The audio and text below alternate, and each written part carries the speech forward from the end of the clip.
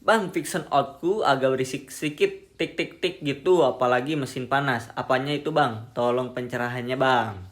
Oke bro, jadi kalau misalkan mesin Vixen out ataupun mesin SOHC, bisa Vixen New, bisa MX, bisa Jupiter MX. Ini karakternya tentunya sama ya bro.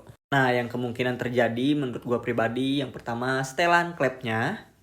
Yang kedua yaitu dari tensionernya. Ini penyakit banget sih. Biasanya penyakitnya tensioner tuh sering banget. Makanya rata-rata diganti sama tensioner yang manual. Terus ring pistonnya tentunya yang udah mulai agak aus itu bro. Menurut gua itu sih kalau misalkan ngelitriknya mesin ngelitrik nggak terlalu parah. Tapi kalau misalkan ngelitriknya yang udah suaranya kasar ataupun ngelitriknya parah bunyinya berarti bukan dari itu sih bro menurut gua pribadi ya. Bisa dari piston ataupun bisa dari krek as. Kalau berisiknya berisik banget. Dan suaranya beda sih bro.